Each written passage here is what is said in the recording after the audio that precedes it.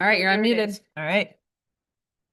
I'm going to call this meeting to order. Good afternoon. It is 12:47 on June 24th. This is the Benzie County Board of Commissioner study session. Can I get a roll call, please? Davis, Here. Janat, Here. Markey is absent, Nye, Here. Roloffs, Here. Sauer, Here. Brigg. Here. Very good. Please rise and join me for the Pledge of Allegiance. I pledge allegiance to the flag of the United States of America and to the republic for which it stands, one nation, under God, indivisible, with liberty and justice for all. Please be seated.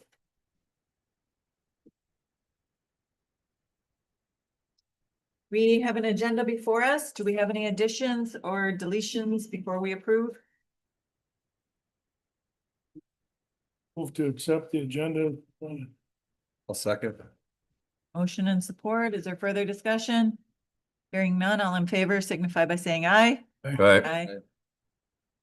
Those who do not want to approve, say nay. So moved. And we have minutes to consider from May 13th.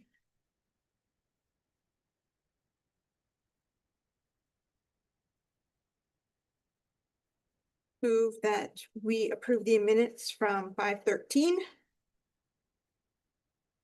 I'll support. Kim? The minutes that they're approving, are those the ones with the corrections? That is correct. Okay. We have a motion by Trigg, support by Roloffs. Is there further discussion on the minute? Hearing none, all in favor, say aye. Aye. Opposed? Ayes have it. And that gets us, do we have a human resource update? Yes, I'm gonna go through it because she's tied up in a revolving door right now. So we have various job openings, as I touched on earlier today. Equalization technician downstairs, executive assistant in my office, emergency communications specialist. We do have some new employees coming on board. We have a full-time paramedic as well as a part-time paramedic coming on board, so that's very exciting. Also, the probation officer collection specialist will be starting June 30th. So that's the individual who's replacing Lisa Kenner's old position. The judge brought the gentleman, do you remember his name? Drawing a blank. Sorry. Jim, that's all I. Jim, yes. So judge brought him on a while ago, but he couldn't start until he retired his gig he's in now. And so June 30th. So coming up rather quickly. And we're also in the hiring process for the Detective Bureau Administrative Assistant as well as Emergency Communication Specialist. There are no active work comp claims at the moment, so that's very exciting. We do have one employee out on a short-term disability, but she will be coming back here rather soon. And we will have an additional baby in the building a little bit for a while. So rather exciting from there. And I already stated too, we're having our benefits committee meeting coming up on July 7th. So if anyone wanted to participate in that. And Advantage Benefits is also going to be doing some training. We're putting some training on the book to talk about the benefits and those sorts of things. And those will be open to everybody. We're doing some morning time. And so we're going to do breakfast and learn versus lunch and learns. So those are getting put on the calendar and we'll let everyone know those dates too when they're finalized. But just little tidbit learnings, you know, what does the HSA mean? What does a qualified plan mean? Some of that sort of stuff. So. Okay, I'm going to circle back to the first public comment unless anybody has questions on the HR report for Katie. Okay, a little bit out of order, but our first public comment is at the top of the agenda. Would anyone like to speak? Seeing none, I will close that public comment. And that will bring us to our topics for continued discussion. Review of our current fiscal year. This is our, what would you say? Is this our quarterly review, the trial balance? Roughly. Mm-hmm. Yeah, so I did include in your packets why your packet is so lengthy, the trial balance of the current 24-25 fiscal year. This would have been pulled out of the system the day that we published the packet. So this is expenditures and revenues as of last Thursday. The date on it does, of course, it does say June 30.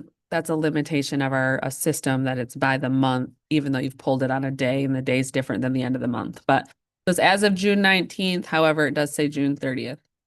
So as you can imagine, we're we're pretty close to 3/4 of the way through the fiscal year. We're gaining on that rather quickly. Like I said, next week's already 4th of July, which is wild. But if you look at just the general fund, so that's going to be on page 14 of the overall trial balance packet, page 20 of the packet. You'll see here that we're about 62% of our anticipated expenditures that have been spent. So we're on track. We're actually coming in a little less than what we projected to have spent by now. So we're right on track. Pretty much everything in there is at a percentage that's below 100% or at 100%. There may be some that are trickled up a little higher, and there's typically reasons for that. So one of the items specifically, like short-term and long-term disability, we budget for that, but depending on the circumstances and the staff that's coming in and leaving, sometimes those budgeted numbers are tweaked a little bit. And so we'll shore those up at the end of the fiscal year if they are over 100% specifically. All of the funds really look good. So there's really no real items of concern. Everyone's been very fiscally responsible.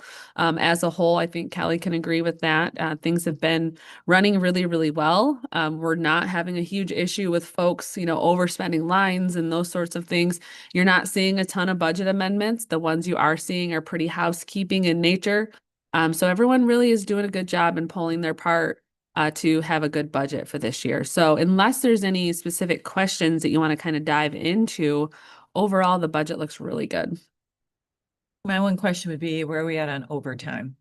Overtime for the jail did see- specifically? I think so specifically. I'm not sure which page I saw it on, but I did see a significant overage at one portion and the line item was Law overtime. enforcement of some sort. Yeah, Let me see if I can find what you're looking at.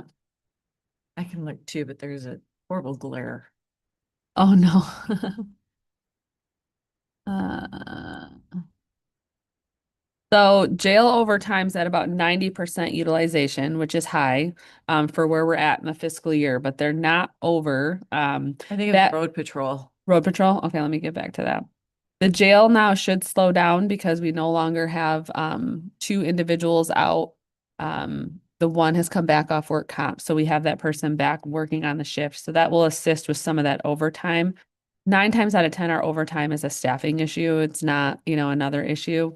And so hopefully some of that will be alleviated now that folks are coming back. What other one? So overtime for road patrol is only at 65%. Huh, I don't know. All right. The secondary road patrol is at 149.7 or 97. They were small numbers, but I Okay. just noticed that. So secondary road patrol is actually a fund that we get reimbursement from the state. And so we will be able to get some of those funds back specifically. Secondary road patrol is a specific individual. That individual is retired and now there's a new individual that's went into that position as well, which would add to some of that weirdness. And while he was out, there's some changes in staffing that have happened, which would explain why some of that overtime is more so than normal. You'll also see that, we only budget $2,000 in overtime for that position because it's one road patrol position. So there could be numerous reasons as why it's a bit high. But we'll be able to adjust that down with some of the other lines. And like I said, we will get some of that reimbursed. I'm sticking out right now, Katie, is Parks and Rec. Is there grant amount of money in that it was on that page 20? Are you talking about? There's That carry. end balance of $38,000 and ended budget was 540 in there. Oh, so yeah. So you're looking at 101,751. So those are Yeah. expenditures per se. So as far as the grant goes, for Crystal Lake, we've only utilized about 33,000 of that $510,000 project budget. Okay. So that's why it's so far different. And that is based on reimbursement. So we've only spent about the 38. And as you know, that project isn't coming to fruition quite yet, like we thought it would. So that's what we budgeted this fiscal year for it. We'll end up having to budget that grant again because we're not going to have it buttoned up by the end of this fiscal year. But that is reimbursable dollars from the state as well as the Land Conservancy. I just don't want the Parks and Rec group thinking they got that. Yeah, no, no, no, no. Okay, thank you. Any other questions for Katie? Appreciate the review and putting the eyes on it. It's important that we do that. Oh. Okay. So now we're into discussion regarding the central dispatch budget. Dispatch, You have the yeah. flash drive? Corey, you have a presentation for us? Yep, we're gonna pull it up on the screen for you. If you just want to plug it in. No. I told you today's dispatch day. Dispatch day. Isn't it, Ben?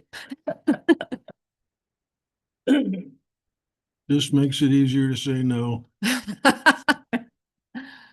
Cover your ears, Corey. You can tell he's married because he's used to having. Right? All right, where are we at? Yep.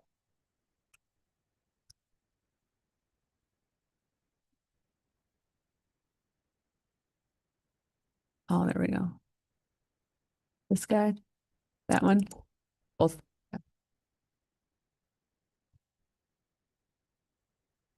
Somebody can have mine too. Or you can share. We can share one. You want me to? You need one for your. Well, I think one. I can share here. Thank you. Unless it's in the budget or in the packet. I get it here. Somewhere. Oh, okay. Thank you. Corey, if you wouldn't mind, if you can introduce yourself for the folks online so they know who's speaking. Absolutely. Corey Ellis, Benzie County 911 Director. Here to talk about our budget, our funding, all the things. So I think there's probably two conversations in this, right? There's this year's budget and then there's the sustainability of the future. So I'll dive right into the latter part, the sustainability, which is what this presentation is, unless you would like to reverse that. Whatever you're comfortable with. So what? Me too.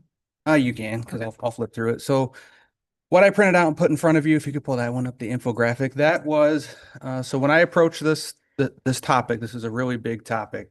What I didn't want to do was to bring to you a problem without a recommendation of a solution. And so I really put a lot of thought into this and identified this is an opportunity to correct something long-term or to make a fix long-term in this. So this first item here that I printed in front of you, this is kind of what the roadmap looks like in my head, based on what my recommendation is going to be. So in step one, we understand what the issue is. We talk about it. We make sure we're all kind of understanding where that issue is and what it means, which means that we're underfunded. Step two of that process, we define what our needs are as a department, as a 911 center, and what our funding expectations will be moving into the future. Step three is it would come to this body to make a decision on what we do moving forward. Based on that decision, it influences step 4 and 5. 4 being that education element for the community, for both the citizens, but also at the township level, village level, city level, etc. This is where we are. This is what our problem has been defined as, and this is what we're looking to do to fix it. And then step 5, if it results in that, would be putting it to a vote, essentially. So that's the roadmap of what it looks like, what I put together, and that'll make a little bit more sense probably once we dive into this presentation. So I put together a several page presentation. My intent of this presentation was to just have one that got circulated around instead of a brief version that came to this board and a different version that went out to the public. I just wanted one that encompassed everything. So the first slide, just talking about our mission statement. The second slide talking about what our core values are, the things that we take into account: integrity, community, accountability, respect, and excellence. Next slide are the different topics in this presentation. Next slide is just a header. So I wanted to provide some statistics. Some of these statistics are repetitive to this board. But over the past 5 years, when we look at this specific example, we kind of see a decrease in phone calls and text messages. That's what this is showing. But at the bottom of the slide, we've done things purposely to make sure that when somebody calls, they're going to the right place the first time. We're not transferring out to the detective bureau. We're not transferring them to the road commission. When they call us, they're meant to get to us. So that's why some of this is declined. And then also COVID, tons and tons and tons of phone calls during COVID, which is captured in this. Next slide, same 5 years. I just show our standard and that we're far exceeding our standard as a 911 center. So NENA stands for the National Emergency Number Association. They're I wouldn't say the governing body, but they create standards that we all kind of have to live by for a 911 center. So since 2020, we have far exceeded that standard in how many phone calls we answer within the 15 and 20-second timeline, along with how long on average it takes to answer a 911 call. And so what's interesting as you look at that top line, the average time has decreased. So that's actually a really good measure, showing that it's taking less time on average to answer that 911 call. That's a really good measure. But then you want to make sure that you're not jeopardizing the next or the graph below it of how many of those phone calls are you answering in the right amount of time. So just wanted to show that we're doing very well in our answering standards. But it's not a true, phone calls are not a true indication of the workload that dispatch has. So in the previous 2 slides, it may be suggesting to you that our workload is going down.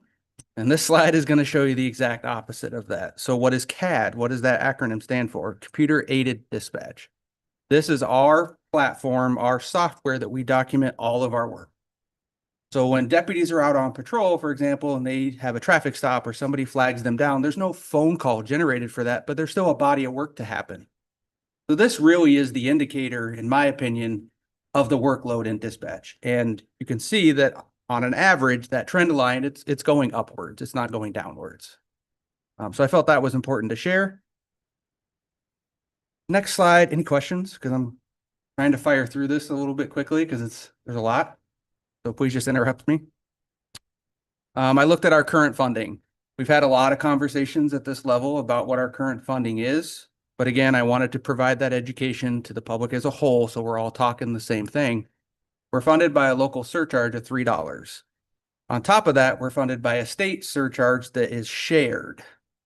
And then it talks about in here what that percentage is, how it breaks down. That is our only funding at this moment. And then the pyramid there shows why there's challenges with that, of which we've talked about literally all of those at this body level. So we're capped, we're maxed out. We can't go any higher because of legislation. There might be changes at the legislative level. I don't know. Some counties are doing very well. Some counties are not doing well. Some of the challenges we face is because we're a smaller community, rural community. We already know this. We talk about this in other capacities as well. And then there's no millage support with that. So this is our sole revenue, our sole income is surcharge. So how does the local surcharge work? I can go through that if needed. I think that's probably a slide at this level I can skip. We've talked about it so many different times, but I'm happy to go through it if somebody would like. This is, to me, probably the most important slide right here. Our historical funding. So this goes all the way back to 2015-16 budget year. Every single year, what this shows is that we have budgeted the use of our fund balance since then. That is the red line. The red line is our budgeted use of fund balance every year. There's a huge uptick in 2022-23. That was the remodel project. That's why that's so big. But you can see it's not something that is new in the way that we've handled this budget. It's kind of been there. It just hasn't been as large. And that's continuing to grow as cost of services go up, cost of equipment goes up, wages go up, benefit costs go up, all of that. The other thing that I like to point out is it just solidifies that couple of slides back. So the green bar is our total revenue. That's how much our surcharge is. Well, you can stay on that one. Yeah. So the green bar with the number that shows our total surcharge revenue coming in each year. That orange bar is what's budgeted. That's what we need to function. So there's a disparity in that right out of the gate. And that's where that budgeted use of fund balance comes in. So it's been festering for a little while, I would say. I think it's at a point where we really got to figure out what that decision looks like going forward. Before you leave that, Of course. In previous years, but our surplus actually grew. So it has, because we did not have staffing. So when we're not Okay, but paying, you're showing here that you use surplus, which means that should have shrunk. we budgeted it, but we never had to actually use it. So that is budgeted surplus, not actual Yes, sir. use. Yes, sir. That's correct. Okay, that's a distinction we need to make. Gotcha. Yep. So what changed? Talked about this a little bit already. Art kind of led into this. We haven't been fully staffed for several years, and so that's resulted in unpaid wages, benefits, all of that. But allowed us to keep putting that back into the fund balance to then budget it for the next year to use or not use and just continue that cycle. We continue to work towards full staffing. We've had some unofficial or some informal conversations that we need to also +1 our roster for a dispatcher in order to achieve 24/7, 365, 2 people on duty, which is necessary. It's a safety concern and it's a workplace type concern as well to only have 1 person working. Operational costs, we're no different. You tag emergency onto anything or public safety onto anything and the price goes through the roof. We've made some technological advances to try to help with that. Again, when we go back a few minutes ago talking about phones, we have used technology to our advantage to try to bring that workload down to get people to the right place the first time. But then there's the elephant in the room is that we're capped out. We've got max revenue for what we're allowed to do based on the surcharge. We're at $3 and we can't go any higher. The only way we would have more revenue is more phone lines with a billing address in Benzie County. We have no control over that. We have no idea where it's going to go. Corey, before you move on, Yep. something that occurs to me each time I've seen this now is that you show, and I don't like the fact there's only 1 person there either, but you guys are more efficient than the average call center. Mhm. But you need more staffing. It doesn't fit. How can you be more efficient than everybody else, answering the calls faster than your peer group, but you're not, you need more operational income to run the dispatch center? Sure.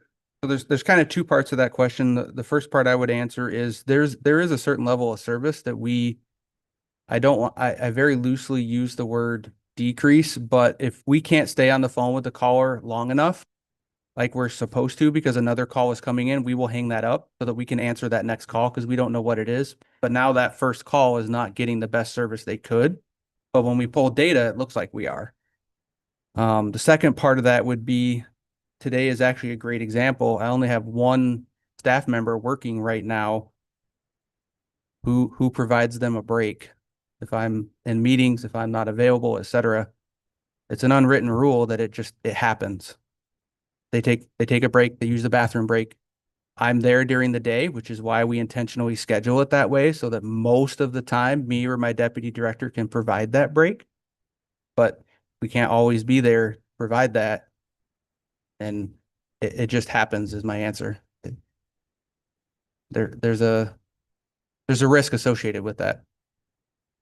So I think that that's part of what the issue becomes is that, yes, we are very efficient in what we do.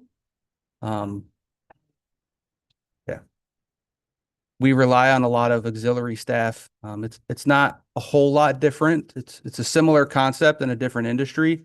When the jail was talking about their staffing with their control room, relying on dispatch to at least be there, that also helped us in the past. And now that's separated, and that's really not the right way forward either to rely on that. They're not as trained as we are to answer that 911 call. We should have the professional sitting there, 2 of them, so that they can provide those breaks, or if a second call comes in, they can field them correctly. Unfortunately, Yeah, it's potty break is what I'm referring to. no, I get that. Your numbers though work in conflict with your ask. I think if you And look it at just the- requires a lot of narrative to explain though why those numbers don't tell the full picture. I would agree with that. There's gonna come a point in time where burnout comes in and we're gonna be screwed. Yeah.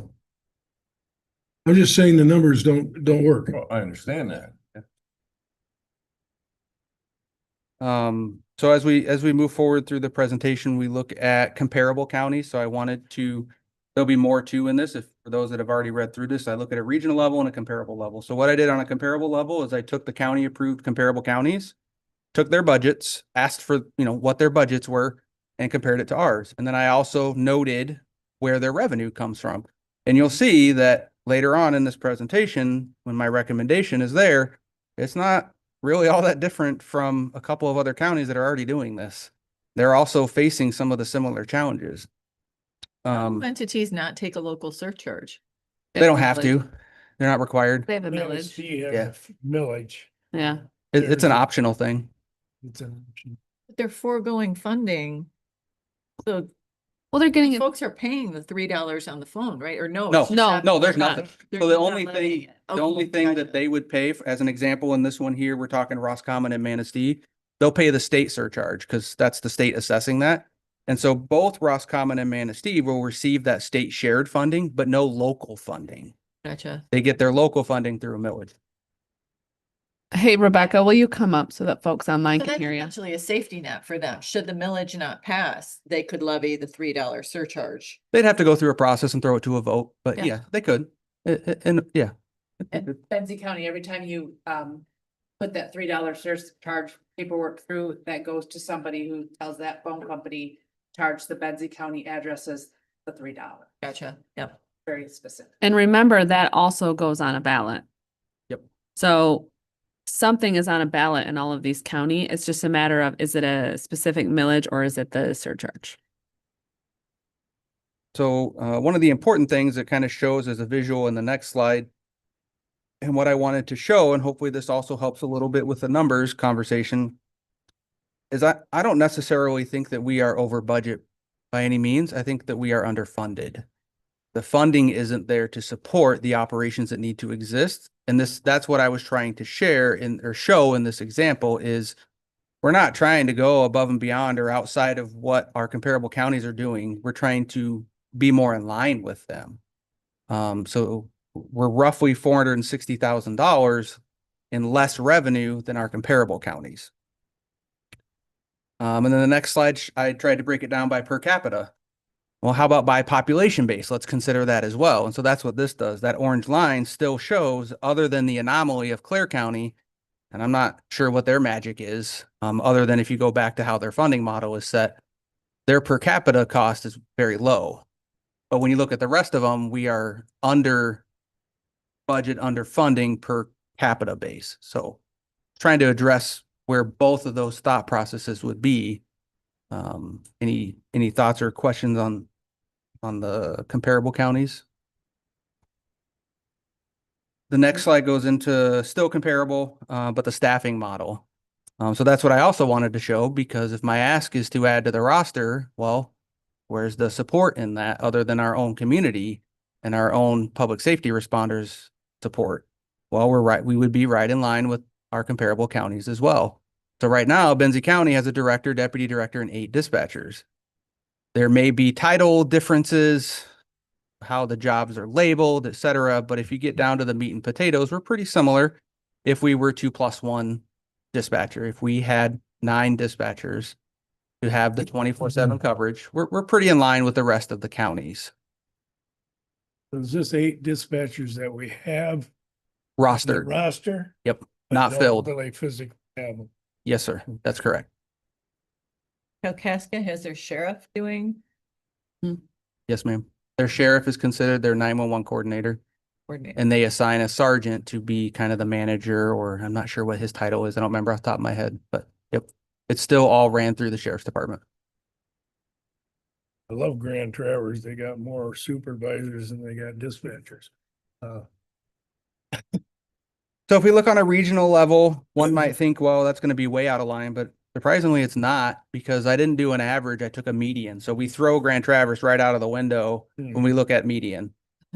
So we're right in line on a comparable county median and a regional county median for being underfunded or under revenued. I don't think that's a word, but I just made it one. Same chart showing the same thing. just on the regional level. Next slide, again. And same all of chart. your numbers Yes, sir. are assuming that you're fully staffed. So this is just what they budget. I didn't dive too deep into how they spend their money, how they So I expend mean, it. for your purposes, Yeah. you're assuming that you have all the staff you need. Yeah, yes, yep, yeah. Okay. Next slide, or I'm sorry, the current slide showing same per capita, just showing that, you know, it's pretty consistent across the board in a certain range that per capita, this is what the cost is to have a dispatch center.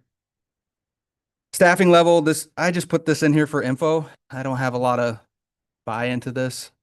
Most of these, except for Antrim County, but most of these are so differently funded and at a different level of a workload than what we are. We can't compare ourselves to Grand Traverse County, and I'm not trying to do that. I'm just showing that this is what their staffing levels are based on their budget. That's really the only point of showing this one here. So meat and potatoes of the presentation, what do we need? So when I sat down and approached this project, I decided to approach it from how do we fix it long-term instead of short-term to fill the gap that we have right now. So we already talked about the one full-time dispatcher. Additionally, into that, we need system support of some form. It's been talked about at other meetings as well, that even our current capacity for IT, we need to expand on that as well. In the dispatch world, we're pretty specialized, and we are lucky here because it's Michael Drager. He knows all of those things. We greatly benefit from that. If it wasn't him, I don't know that we would benefit that greatly from it, because they have to learn our systems, our software, our processes, our restrictions, all of those things. And then even from that, there are certain things that the director is the one, or their delegate is required to be responsible for, such as the 911 side of the house. I have to delegate that to somebody to be responsible, otherwise it's me. For communication systems, this is a bit of a conversation piece right now and throughout the county, but we have in the past provided support to the responders. When I talk about this, what I'm specifically referring to are radios and pagers. We can't do that anymore because we don't have the funding for that. We have to fund ourselves for that, but then that passes that buck of that problem onto the other entities, and that's not really helping the situation. We need to be able to maintain competitive wages and benefit packages so that we can continue to recruit and retain the highly qualified people to do this job. And we need to continue investing in the modern and resilient technology systems. Technology is coming. It's not going anywhere. It's only going to get more. And we need to be able to invest in those things. And I think one of the things that stood out to me were the capital projects. You know, we were able to invest in the remodel project itself, but we had to have a lot of help from DTRF, from ARPA funds, et cetera. If those didn't exist, we wouldn't have been able to do that. And it really was a need. I think most of the people here saw the old center, and it wasn't a want, it was a need. We had outgrown it, and it was not conducive for what we needed to do. So I saw that as pretty important as well. I dove into a few of these things just to try to explain it a little bit better and to create that narrative and looking at the cost. So we're talking about roughly 85,000. Of course, that's fluid. It depends on what you hire somebody at. It depends on where the benefits come in. But for conversation's sake, that's what Katie and I landed on, was 85,000 roughly, just for a conversation. Looking about the same cost when we look at a system support position. And to talk a little bit more about that position, that would really be something that supports the dispatch operations for CAD, for the 911 side, for GIS, for radio communications, et cetera. That all falls on me right now. We do have Cooligo. They're great. I don't want to go away from them at all. They're amazing to work with, but I'm the one that has to coordinate that stuff on the 911 side. And so it's another thing on my plate that I just don't have time for, trying to do these other things. So this position would also provide support for the radio system side, which will make a little bit more sense when we get towards the end of what I'm kind of recommending in my respective role, or what I've identified. So this talks a little bit more on the next slide, just about some of the stuff I've already talked about. We used to play that role. We used to assist. We used to help financial side to purchase radios for fire departments. Most of their radios came from a grant. And that's coming up. for end of life for those radios. And a grant is not always going to be there for them. And so that's concerning for me, and I know it's concerning for them as well. Even on the sheriff's department or law enforcement side, we help basically subsidize some of their purchases to make sure that they have the equipment they need. But without fixing our revenue model, we can't do that. That's not sustainable. And is that something we should be doing? That was part of my concern before, because that fund had been not robbed, but put into areas that were questionable. I always worried about an audit. There was something's gonna happen. And by going out and asking for money, we have to be, I want this entity to keep their money in their coffers for possibilities. We don't, I know they don't like to hear it, but we don't owe the fire department radios and all this other stuff. We somehow have to make this work, and I guess, sorry to blow off on this, but that kind of sticks to me. Yeah, I appreciate the feedback. And from an audit standpoint, we would be okay. We're not outside of the norm from that. That is considered a allowable expenditure. It's But been is it fought. and it has- necessary. Sure, Have yeah, to that's be the taken difference. Yep. That fund. Corey, before your time, actually, I went over some of those expenses that went to the sheriff's office. There was a couple $100,000 that were questionable, Sure. whether they would survive an outside audit or not. So I think that's what Gary is referring to. Not necessarily what's happening today, but what had happened. Sure. Yeah, and all I can speak to would be the radio side. That is considered an allowable expense, and it has been challenged and sustained. So it's something that is allowed to happen. And I know there are several other counties in Michigan that do it that way too, radio specifically.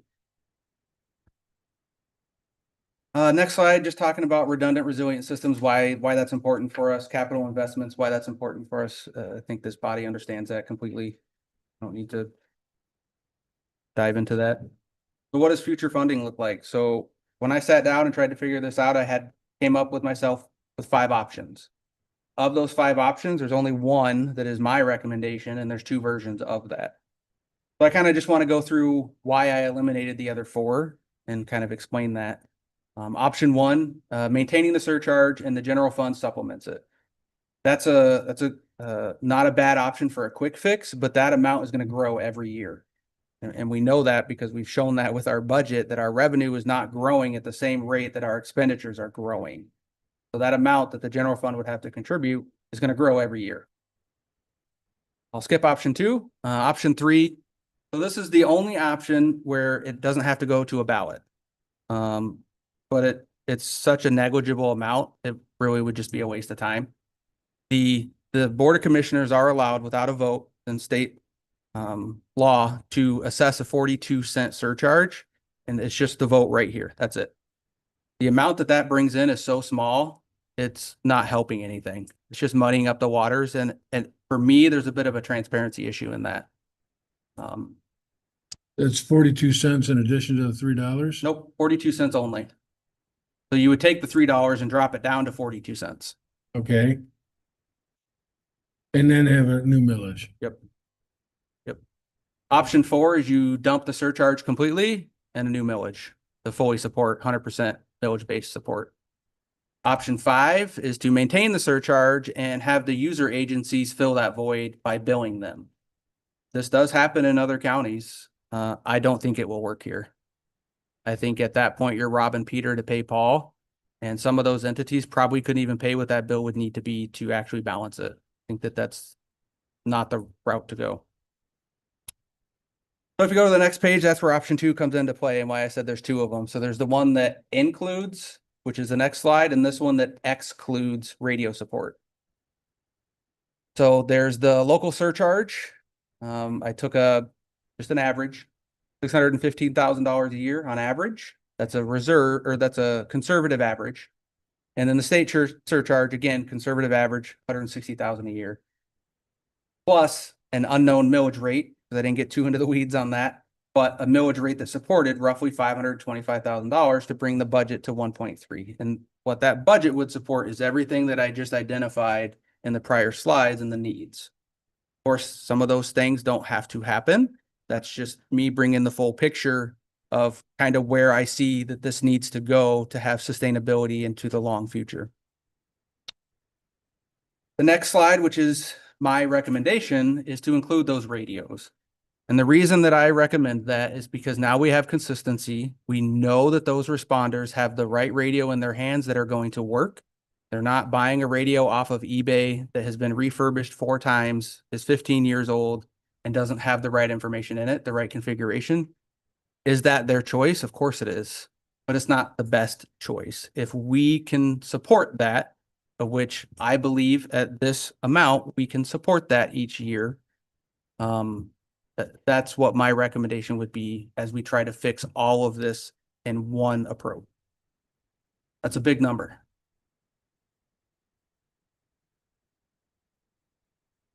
It's about a 0.3 mil.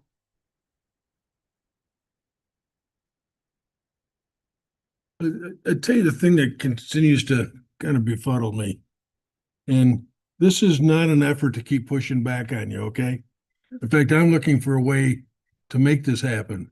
But when I first became a commissioner, I think 2016, we had a surplus and we were running with a surplus. And I know that we were because the sheriff was using part of your surplus to support their activities. Whether legitimate or not, I'm not going to question that today, all right? And then suddenly we're completely flip-flopped. So we went from having a surplus to now we're underwater. Our expenses went up that much more quickly than our revenues, that it made that happen in that 8-year period. So I can't really, it's hard for me to know what changed from then in that time before me. Some of the things that I know have changed is we increased our staffing. I don't remember what year off the top of my head that we just recently added one. I say recently, like within the last 5 years. Is that accurate, Becky? So within 5 years, we've added one. For a short period of time, not that timeline, but Becky was doing both. So it was a 50-50 split in her wages and her costs and things. So there's some things that make the data not consistent. And then we also have where dispatch should be supporting and paying for all of their own expenses and trying to trim some of the stuff that we do extra. And so after already trimming some of the, what I would call extra, that others are going to argue is not extra, they need it. This is kind of where we land. And so the only other thing that I know is that prior to Rebecca and I, to be very clear, prior to us, the projected revenues were not accurate. And I don't want to get too into the weeds on that one because I know we've talked about that before too, but. I'd also like to add into that, in all honesty, you probably shouldn't have levied the full surcharge at that time, but you were. Yeah, so there were conversations, Gary is. They asked repeatedly. Let's take a quarter out, let's take a quarter out. Exactly. You asked for the max surcharge, and it didn't say you didn't need it, but it allowed a surplus. Mm-hmm. Right. And then, so that was part of it, but since then too, so I started in 2019. Obviously we changed the space, so dispatch pays a little bit for lights and heat and all the things in their square footage that is now larger than it used to be. And the dispatchers, I think when I was hiring dispatchers, they started at $16.99 and now they're making 2053. plus benefits have gone up 30%. Yeah. They started. A lot. So the cost of having humans and equipment, which is just like sheriff's department, humans and equipment, cars and humans. It's Okay. gone So, up significantly. so the cost of business has outpaced revenue. Has our revenue from the $3 surcharge, has that gone down? No, it continues to go up, just very minimal. We're talking 1 or 2% at most. Where our expenses are going up 7 and 8 and 9%. Correct. And I know this sounds like I'm putting you on the spot, but Rebecca, when you were pulling double duty and we brought Corey in, how much more did that cost us? Staff member, I guess, or whatever Corey's wages were, I was. Salary and a half, because we added a salary and then. Yeah, no, but I don't know what the dollar amount is. 100. No. No, cause I was making less too. Yeah, I would say probably 60-ish. I would say 60-ish. with, I don't know Okay. what that costs for. I'm looking at just dispatch, so I'm not looking to the general fund added cost by splitting them. Just the dispatch fund Oh, I see. specifically is about $60,000. I just tell you, if somebody wanted to second guess us, they would go through the same analysis I just went through. And say, 8 years ago, you're running a surplus. Now you're well underwater. What's happened? Clearly, if you're telling me it's not that revenues declined, well, guess what? Then expenses have gone up that much higher. Were those expenses, did we simply let them get away from us? Or were these necessary? I'm not looking for an answer, all right? But you see, I see two other possible solutions anyway. One of them I would ask you, and this is something I was going to be putting to this group later, is with this surplus in our general fund today, is there anything we could do to invest in technology that would reduce your cost of doing business? I think that would warrant probably a pretty detailed conversation. To try to think of something off the top of my head, no. A lot of our technology and services are very specific to 911. When I look at our radio system and I look at our 911 phone system, they don't even touch the county network. They have nothing to do with any of that equipment. They're their own and they have to be their own. And I didn't expect an answer now, but I'm just saying that if we do have a surplus we're working with, and it's my opinion that we should consider investing that surplus to reduce our cost of doing business, probably through technology, is that opportunity there? And of course, the other thing I think is, as others have heard me talk about, is a hospitality tax. I'm really concerned about introducing new taxes in our community.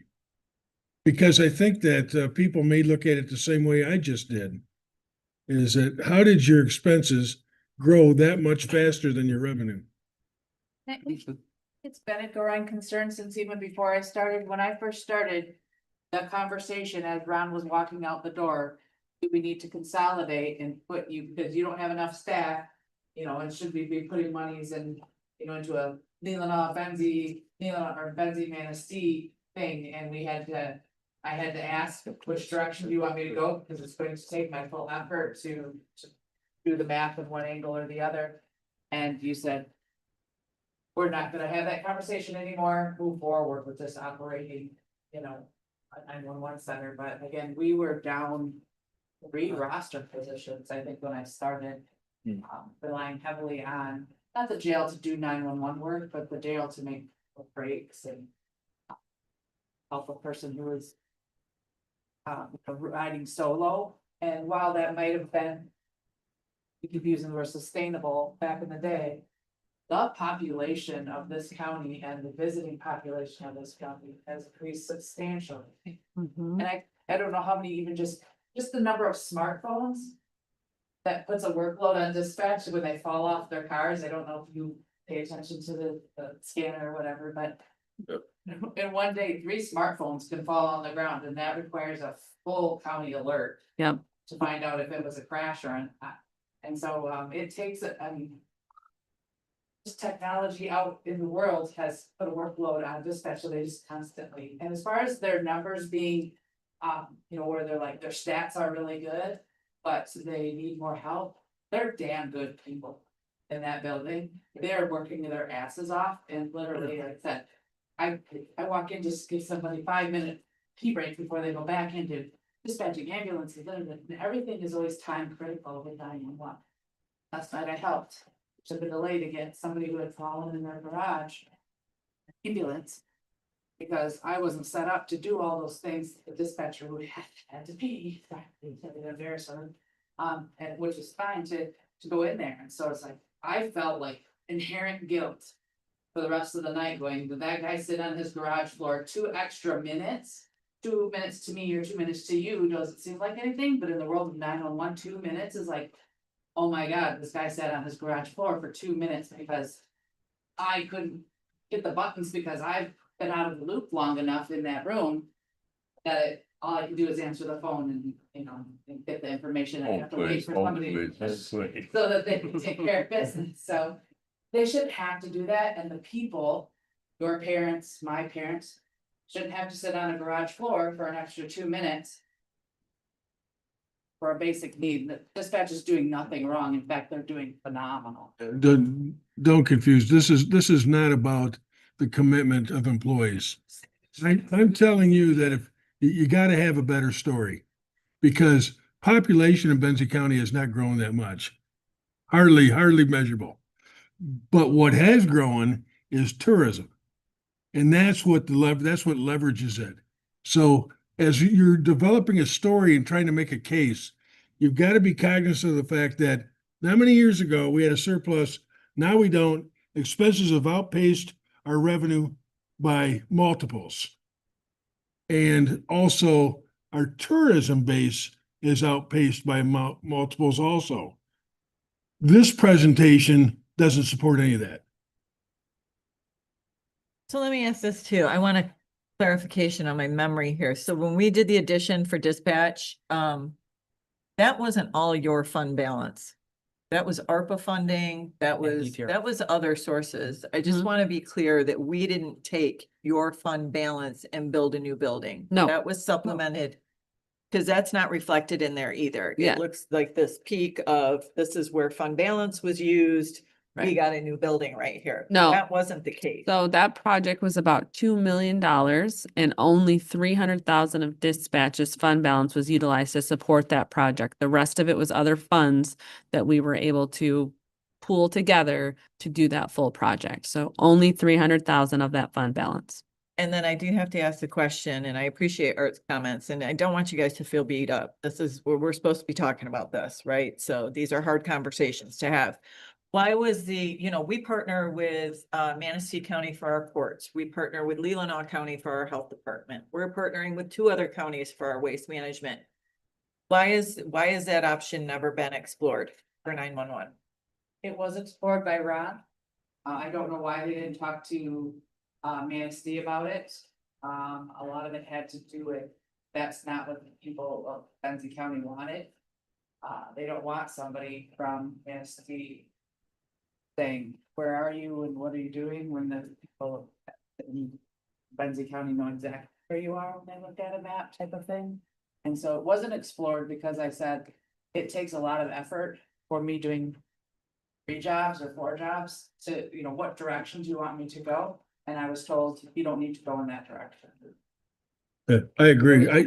As I remember it, as a majority, the commissioners did not want to explore that. I remember the conversation specifically, and to your point, one of the comments that was made to me is, well, if there's an accident out at 115 and Wallaker, well, someone sitting more remote doesn't know our county. Well, they don't know where that's at. They can't help them. I never bought off on it because with today's technology, I can zero right in on it. But maybe 5 years ago, that was probably more of a struggle to be able to find them. There's things that have changed in the last. Bottom line is, as I remember it, the commissioners as a whole said, don't explore that. I don't know if it was the commissioners of Ron. I do Yeah, I mean, remember that's asking something. Ron. Yeah, why maybe he it kept was. this big fund balance, and it was specifically to help build this dispatch center. I don't want to take this off the table, because I think this is an option we need to look into in the future.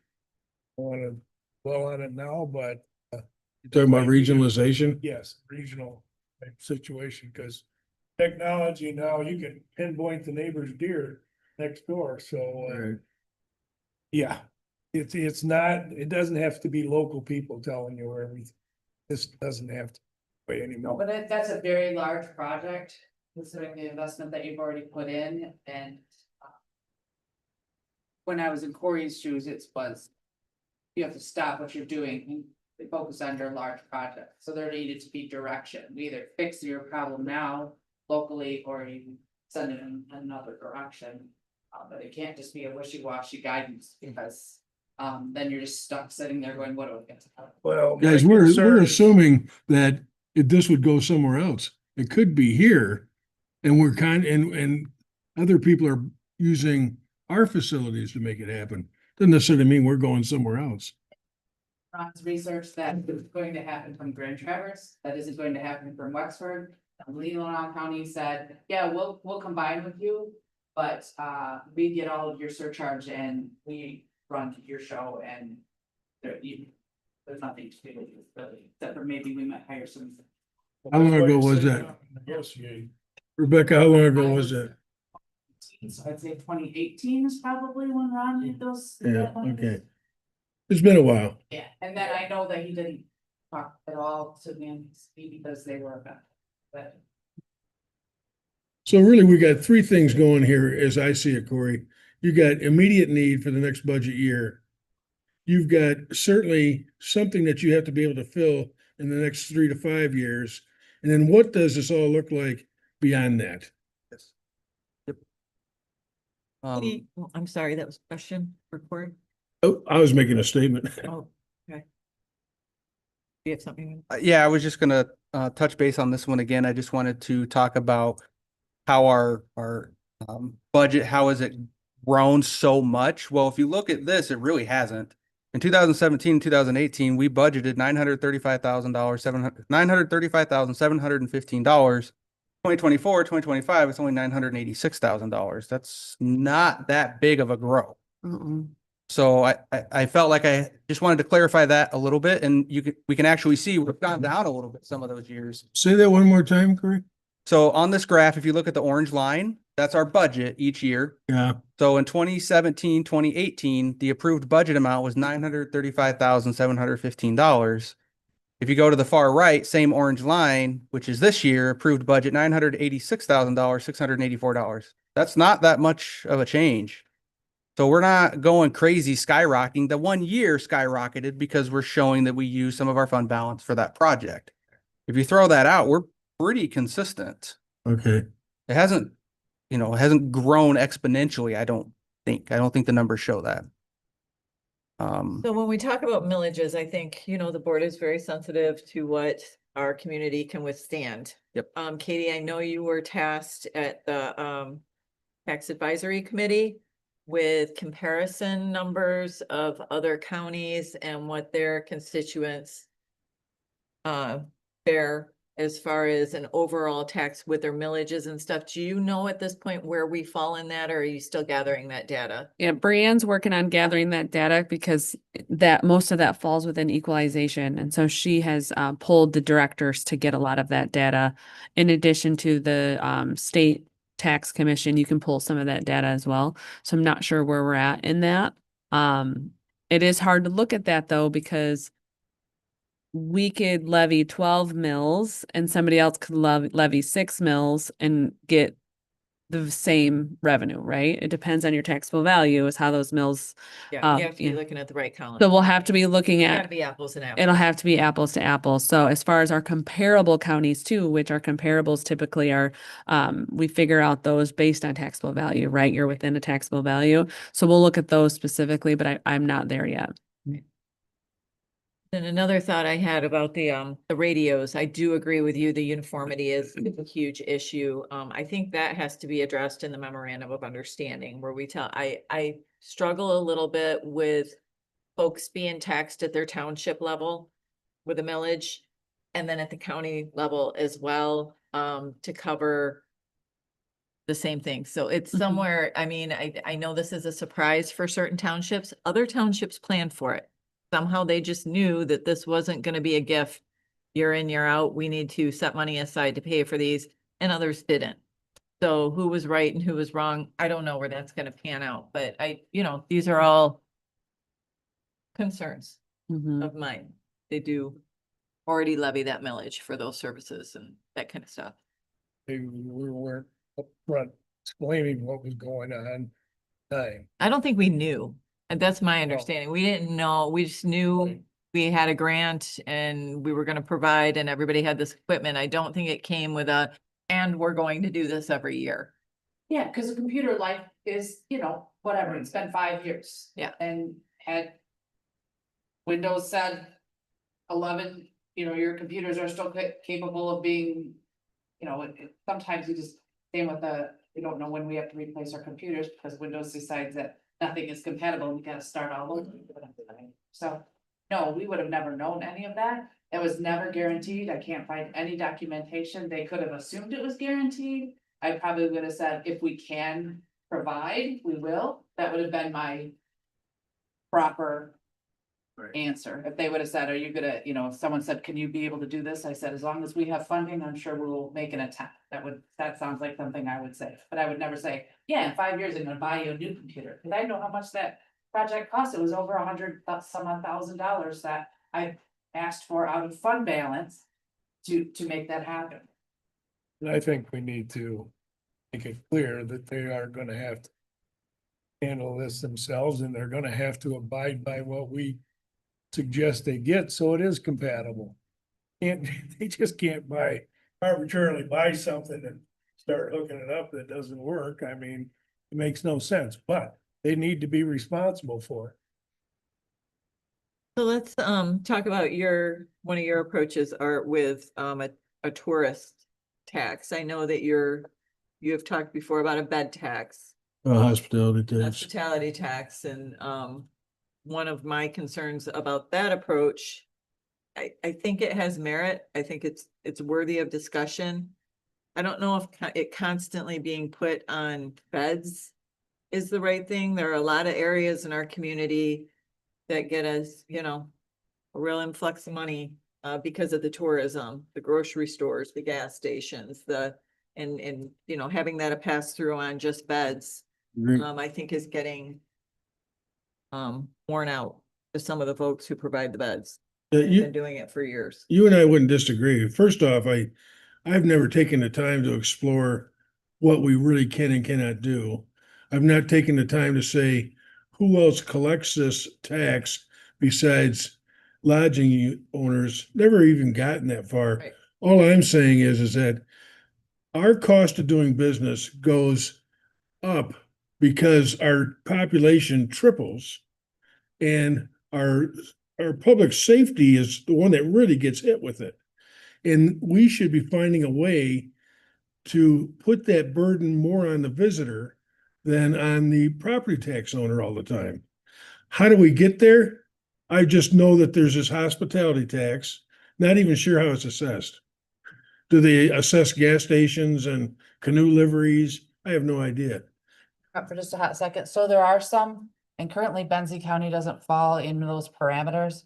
A lot of bigger cities apply to. I know there's some places in the UP, but nothing's written for Middle Michigan. And correct me if I'm wrong, Katie knows some of that, but the statutes that allow people to apply that county tax or hospitality tax are very specific to population and Okay. and metropolitan areas.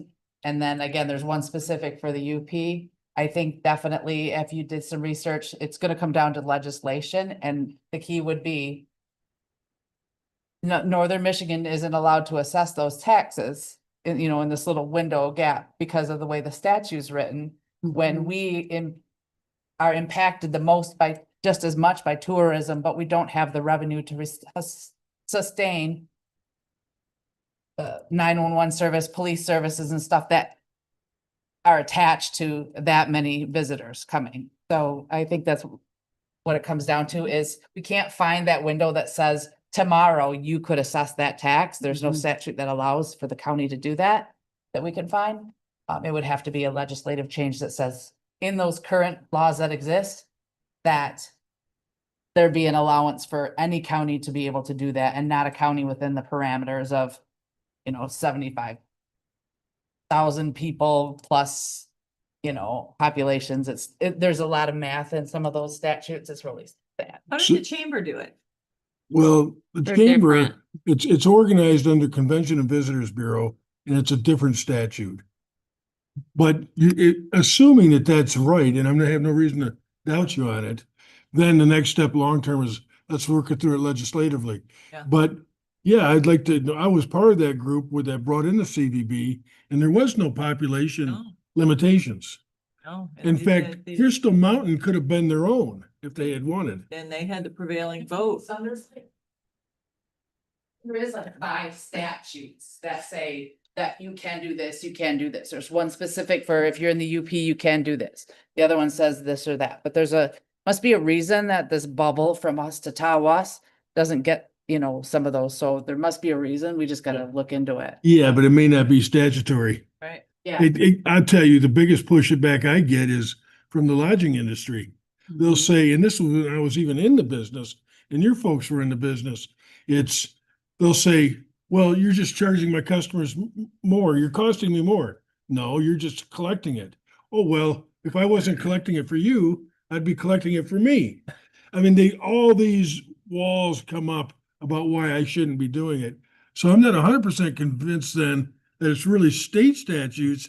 It's what's happening within that community. Right. And you see, one of the first places I would go have a conversation is with our two largest property owners, Harbor Lights and Crystal Mountain. And I'd say, guys, this is what we're thinking about. But you build it from there. If it's a legislative change, then I think that we ought to start that process today to see what happens 5 years from now. But that's really where that revenue should be coming from, right or wrong, legitimate or not. It's these people that are coming into our community and leveraging all of our services, and their behavior changes when they comes in our community. So they're even harder to deal with, the truth be known. You know, they're on vacation, they think anything goes. And suddenly you guys are getting more calls during the summer. But we're asking local taxpayers to burden that. And on that note, the Tax Advisory Committee is very well aware of the 911 issue and conversations are gaining or consideration is being given to a public safety bundling of millages. So that's in a role there. So we have a short-term issue to deal with, this budgeting cycle. And we know we can address that. Fortunately, Yeah. We went to a public safety millage. That puts the burden on the local taxpayers, not the people causing the issue. And how do we get it there? Don't know that that's the answer, but I'm not against it. Has any of your research showed where any sort of hospitality tax was levied and did work? Have you seen anything where, I mean, I saw the millage and the surcharge, but I didn't see any other kind of I revenue only source. know anecdotally, in my respective role in my time in Grand Traverse, they explored that and it died immediately Mhm. because it's structured in a way similar to our surcharge funding, that there's allowable expenses. Public safety is not one of them. It has to go directly back into tourism and all of Mhm. those things.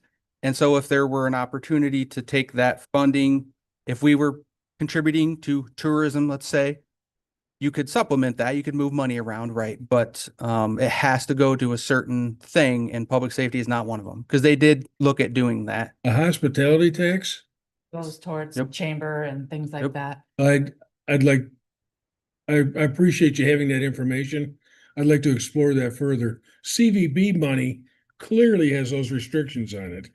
But what I'm left with, the people that I network with, like in Grand Rapids, they're using their hospitality tax for things other than marketing their community. They use it for economic development, infrastructure. There's a variety of things they're using it for. And I think another area we have to look in, because this is what you do when you have budgeting issues, is you look in the places where you don't need to be spending the money. There are services and things that we allocate money for that are non-mandated. Mhm. And what does that total? And, nobody likes to make cuts in places, but if we have shortfalls and we have services we need to provide, sometimes hard decisions need to be made. And it's ironic what the voter will support. $500,000 at the transportation system, deny jail. I don't know if it's an education or what it is, but And I guess speaking to that, I'm sorry, not every, and I'm a taxpayer, so trust me, I don't want any more. Not everybody, the way the surcharge works is a lot of these places that are either Airbnb'd or they only come up here during the summertime or whatever, aren't actually paying anything towards 911 because their surcharge is going to where they live. So Mhm. Ohio, Grand Rapids, whatever, none of that just transfers up here. So even on their home that they have up here, they are not paying any tax towards 911 services. So by millaging, you would at least get some money from those other properties that are there. But again, I know it's adding on to me as well, who lives here all the time, Mhm. but that would be. Me, it's not addressing them. Well, I mean, if you want to think outside the box, since you bring it up, can you implement a millage that applies to only those people that can't do homesteading? Well, that was a school tax, right? Right? They do it that way now. Well, it's for people who look for rent at affordable prices, that's a hit. Maybe they're gonna be like, that's enough. That's it for me. You know, not everybody's second home is used as a vacation home. Yeah, income property, I mean, Right, yeah, right. right. So if I can ask, because I want to kind of measure where we're currently at. We're dealing with this year's budget. Are we acknowledging that we have a gap here and we're probably gonna have to do this year's out of surplus, but Mhm. we want to continue to look for a longer term solution? Mhm. That would be my opinion. And what's that number for this year? For our budgeting purposes? 200 and some, I think. Yeah. 392. Yep. So that is gonna bring us very close to down to where we want to be on a fund balance. There is if I know that, if I'm understanding the numbers correctly, there is a gap. Mhm. We're higher than we need to be Right And- now, yeah. right now. Mhm. And that would still give us a little bit of wiggle room, but could solve a short-term problem and put us in the position to move forward and think about how we're gonna handle this down the road. Yeah, we'll be right. Next year, we'll be back here with the same conversation. And if I may, Please. next year, what I would like to see, I'm looking at your identified needs slide, and this is great. And I think I would like to see more of that kind of pushed out. So your additional staff, what does it look like today? What does that look like next time? Updating your communication systems, have your list of things, and this will need to be here, here, and here, kind of like your capital projects. One thing you talked about is, you don't have to use your fund balance because you're constantly short-staffed. And so, looking into that, funding wise, what do we need to keep our staff here?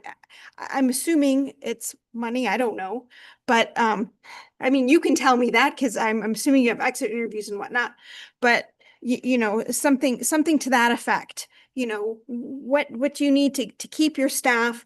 What do you need as far as capital projects? What do you budget for now versus what you need next time, so that I can kind of see that to Art's point, your numbers were great, but not necessarily what we needed to see in order to say, yes, this is my shortfall. These are projections, so that not necessarily these losses will be there. Yeah, but if they're not there, it's because they're shorthanded. Yeah. They're short, yeah, I understand. Yes. that, But So at the end of, or somewhere in the packet around the presentation, there should be a sheet that looks Something, like this. guys. It doesn't account for staffing, but this is a 10-year capital expenditure project, equipment, whatever plan. Right, I did see But that. there's some very heavy assumptions in here because all of the radios are in here. So if you look in the bottom right of that and you get sticker shocked at $3.8 million, understand then the one under that in orange is $3.2 million of radio infrastructure. So I did try to project that out because I anticipated that as a question. You know- But the staffing thing would be, yes, that would also be valuable. Yeah. Corey, I know the conversation was had before you were here about regionalization. Is it a hard stop for you? I'm really glad that you brought it back up because I was going to ask to address that. And the reason I asked to address that is because it opens a can of worms, and any of my staff or anybody listening are going to be in uproar about that Oh, to have really? it come back I know. up. So I just want to have an open conversation about it Yeah. and hopefully shed a little bit of light of some of the things that I know. So we do have a regional dispatch center in Northern Michigan. I don't want to name them. Just because I'm not here to point fingers or whatnot, and I don't want to get them in any sort of trouble either for information they've shared with me. They are a dispatch center for multiple counties, and for a lack of a better phrase, they hold all the bargaining chips. When those counties approached them to regionalize, they said, nope, we'll do your services at a contracted price. We don't want any of your staff. We don't want any of your equipment. You're going to pay us to do it and you have no say in how we do it. When did this happen? Oh, I'm not sure the timeline on that. One of them was recent. One of them was last year. And I don't know this. I don't, this is new information Yeah. to me. One of So them was I last appreciate it. year. And that county was told, this is the price you're going to pay if you no longer want to maintain your own 911 dispatch center. And as soon as you do that, they now have all the bargaining chips. They're going to charge you whatever they want because they know you can't stand it back up. It's not cheap. Yeah, that's And not. so it's a that's not the dangerous vision decision. I had, mine was more along the lines of what Commissioner Janat said. We have a beautiful space. We have, you know, is there anybody who would want to partner with us as home base in a fair arrangement?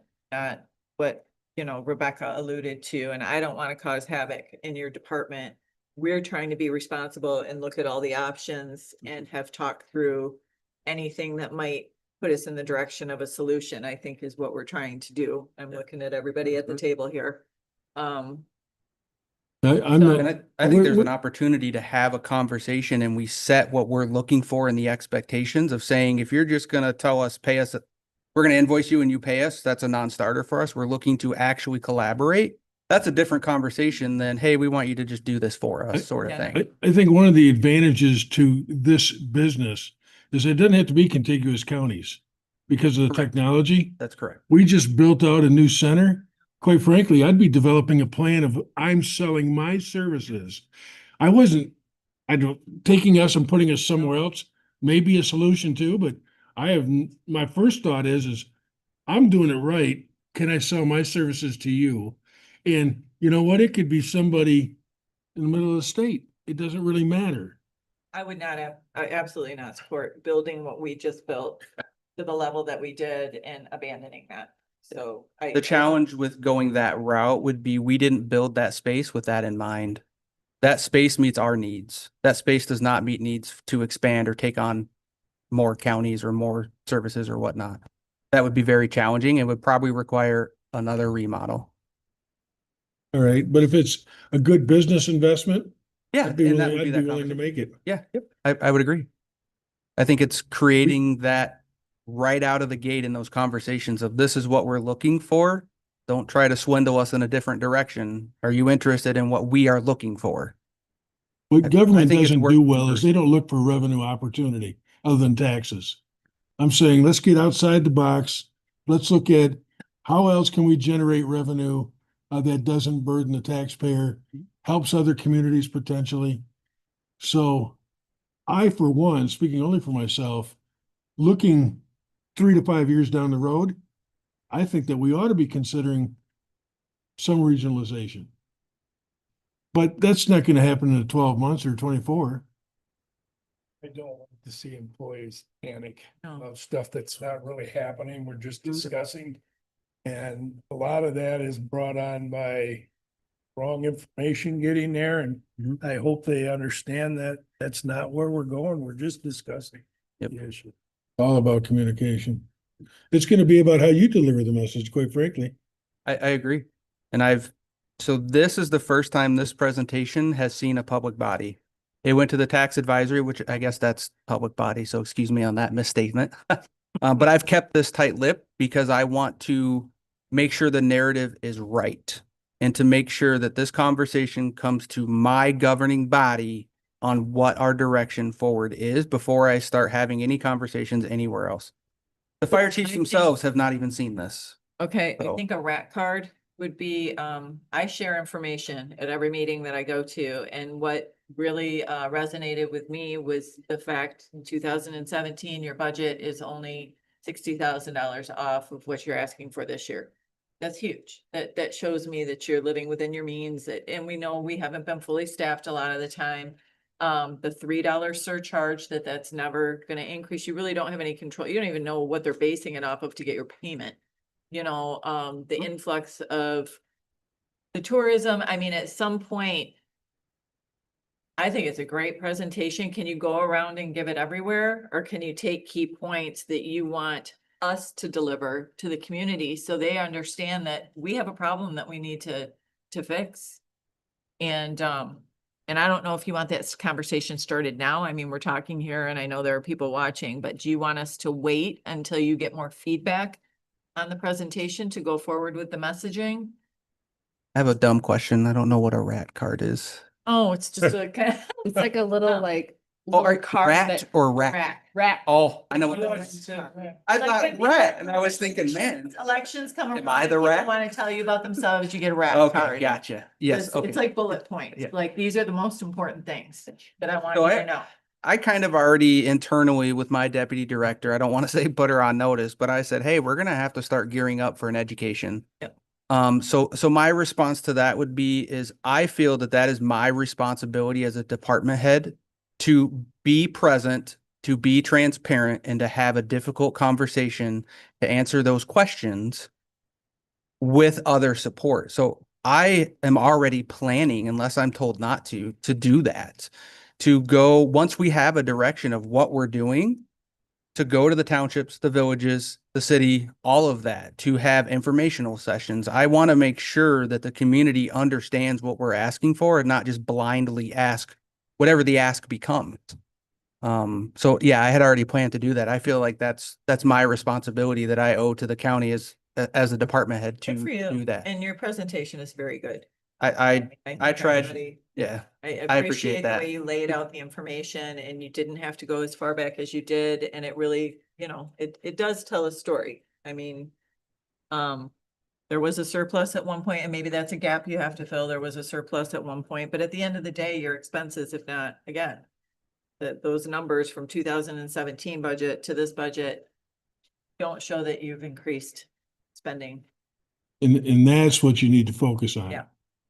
You know, I'll say this naively, but actually our revenue issues could be easily solved if we didn't have all these special millages. We increase the operating millage of the county and we could use that money at our discretion where it's needed.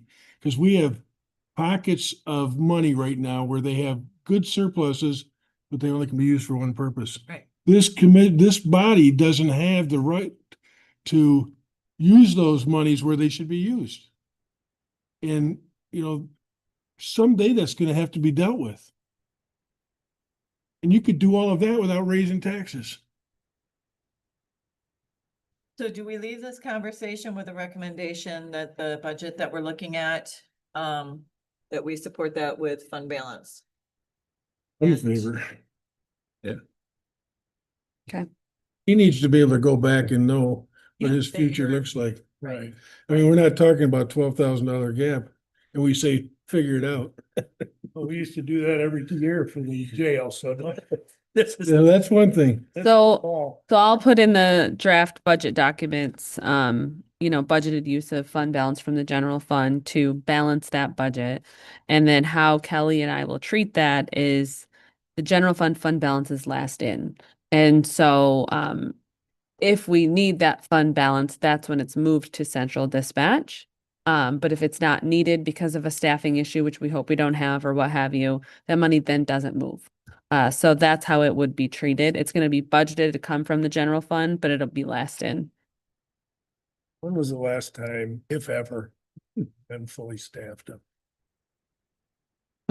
Just Long last- before Becky's time, and it's a very sad story to say, but that's normal. It is an extremely difficult job that is miseducated. Hollywood does not help us. And some of the older departments that are not really progressing forward in the right direction, they're not helping us either. They're still treating it, the federal government themselves, they're still treating it as a secretary position. It is not. Mhm. It is so far beyond that. Life and death decisions. Like So- traffic control or. Yeah. Yep. No. So a lot of places are facing staffing challenges, even those that have, high wages, no cost healthcare and full pensions, they'll have staffing challenges. They're not fully staffed. So that's not always the answer.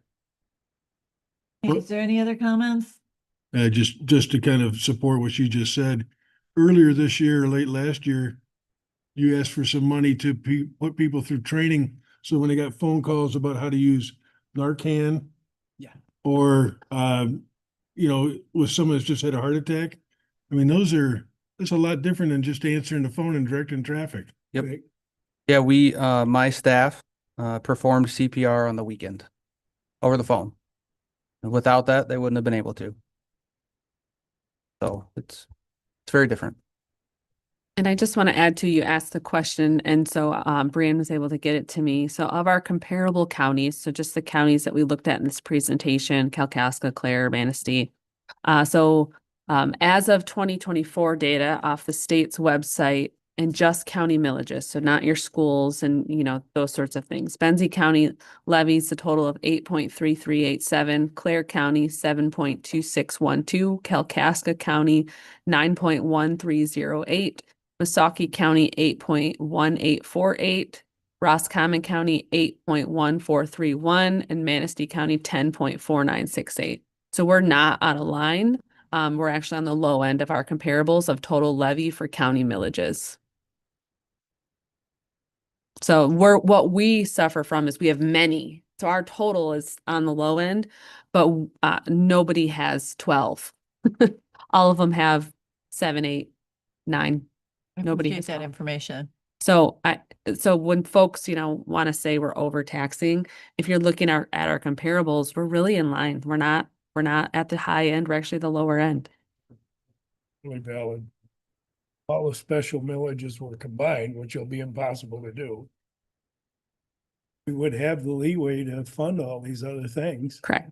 Yep. And we wouldn't really have to go after anybody. How can you sell that one? We won't have to ask you for more millages if you'll let us combine them. Because the separate millages won't all be sitting with fund balances. Right.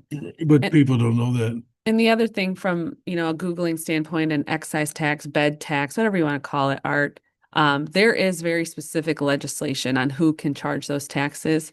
The only thing that I'm finding in my search that we could charge is this Convention and Visitors Bureau type tax. Mm. It specifically notates the UP and certain counties as well as certain populations that can do a tax.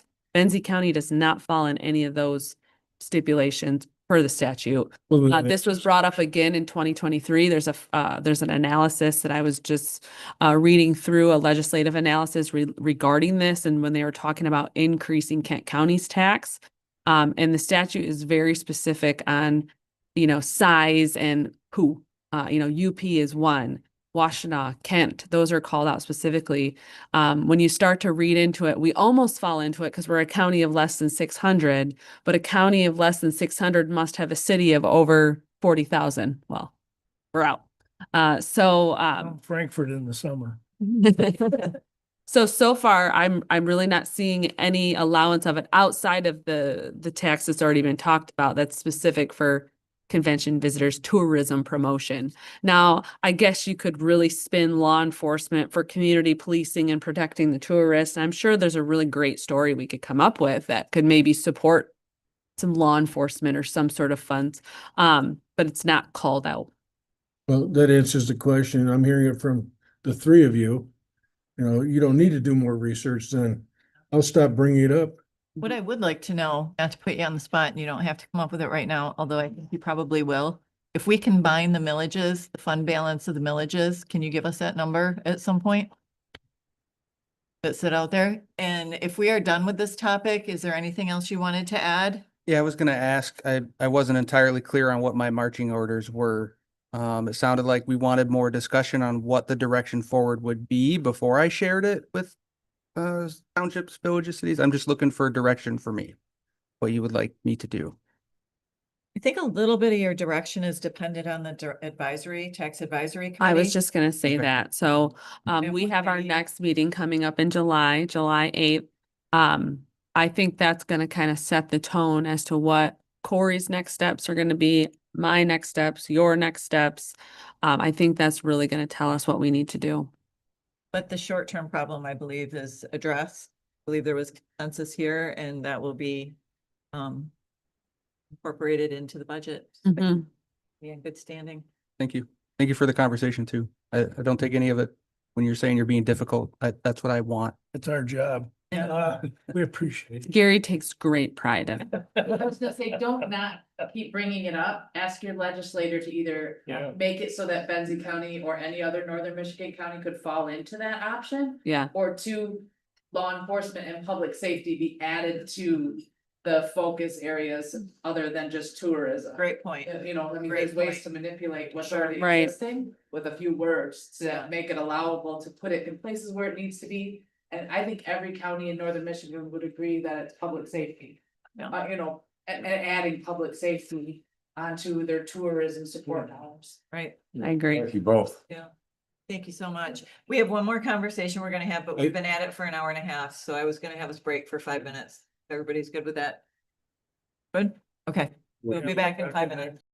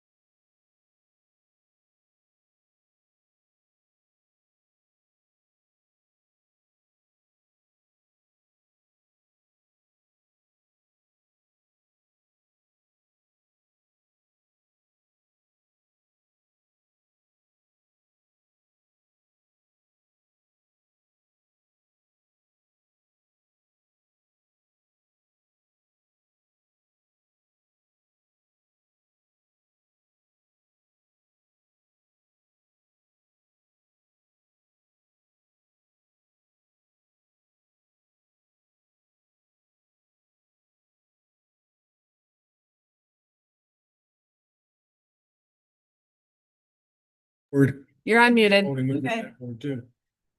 We are It's back in tested. session. I did the research. We have one more topic to cover, and this is going to be a conversation about a public park and land use ordinance. It's my understanding this has been being discussed for quite some time. We have several sample ordinances in our packet, and I'm going to let Rebecca have the floor. And we can start with Katie. Go ahead if you want the direction that you want me to, and I'll just Okay. add to it. But I was in front of you before and we brought up a couple of things. One had to do with maybe some use rules for big events coming through. And we included county roads and that, and they were receptive to that when it came to like an event application, so to speak. Yeah, And we then- brought together like a joint event. So then it's bringing all the players around the table to make sure that, you know, we're following the road commission's rules and the sheriff's office rules and all the things. And And just- you breezed by a land ordinance at the time as So well. to make that type of thing stick, yeah, you know, where you have rules, you kind of have to have an enforcement element. And so I guess part of this comes from just my history with Benzie County and public lands law enforcement, when I worked for the DNR for several years before I got this job. And the sensitivity that is to things, and when I sit back and we're doing great strides towards parks and recreation, including adding one of my biggest concerns, I guess, is for a visual, because I've always tried to be visual, is Big Railroad Point.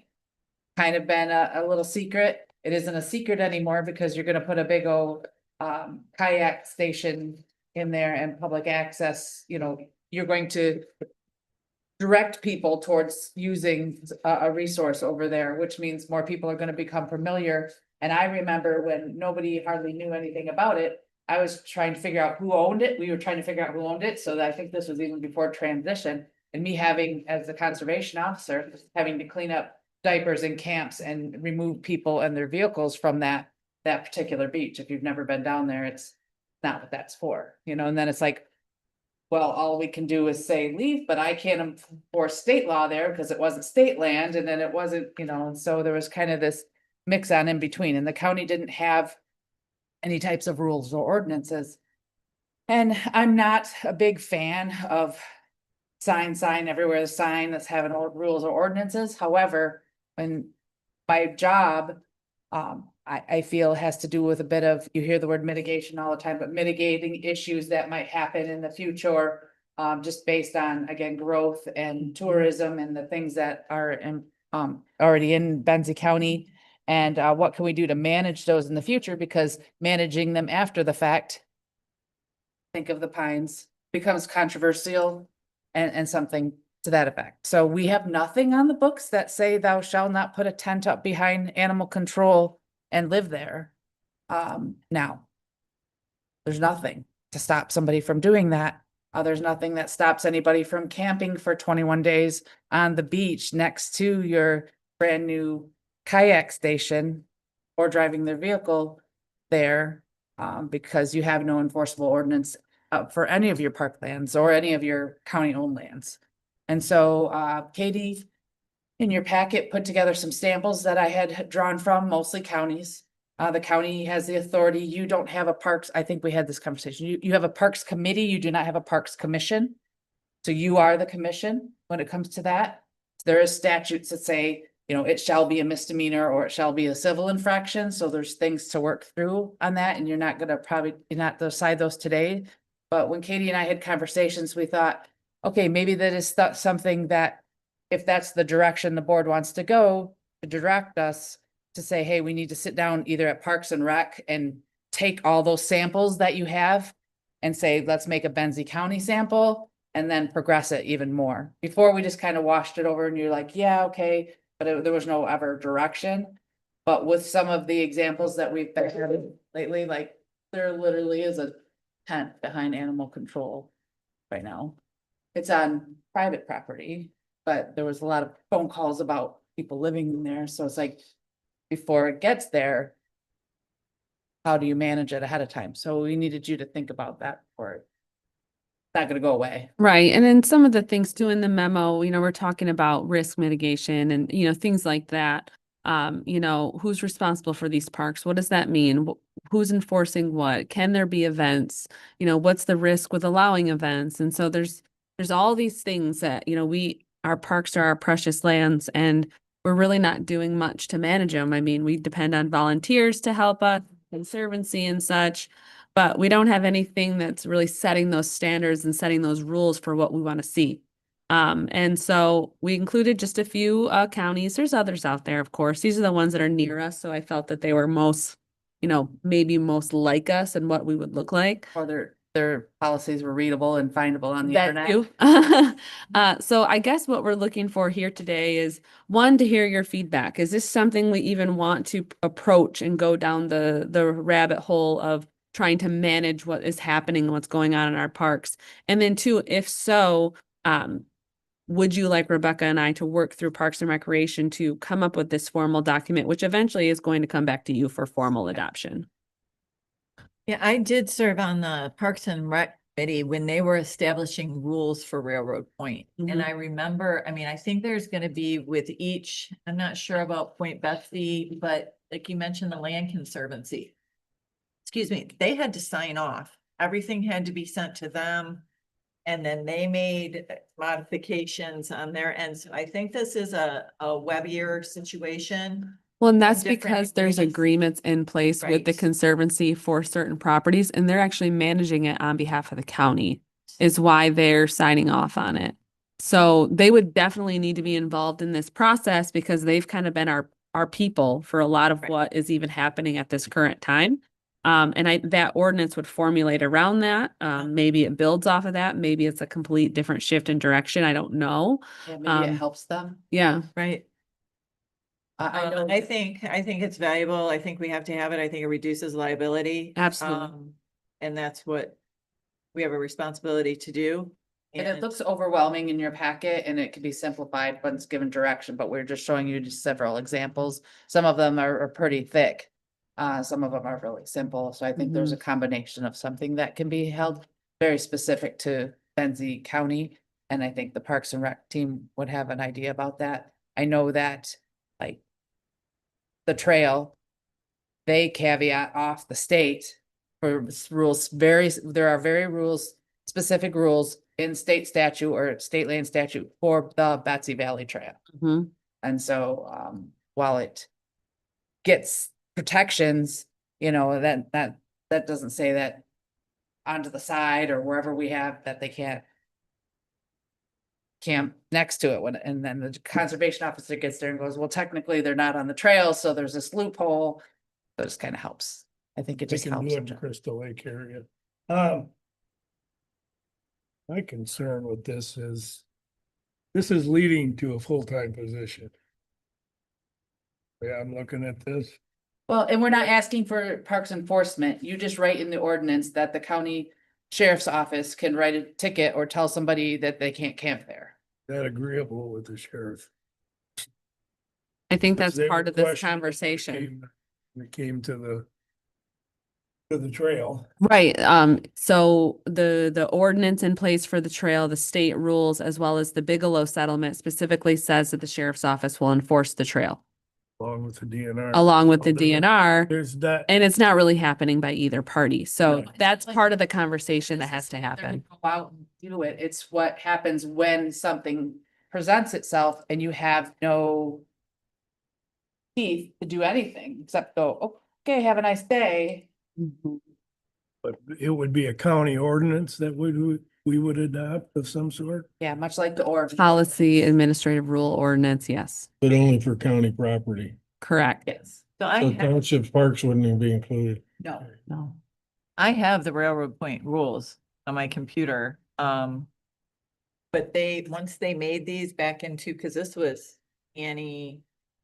Yeah, and then if you look at the bottom though, are there rules? Are there any enforcement teeth whatsoever that Mhm. says, you know, a police officer can walk up to you and tell you that you can't be here? It's like I saying don't- your homeowners association rules in versus, you know, state law that says I can write you a ticket for having green siding and stuff. Pursuant to authority MCL 46.364.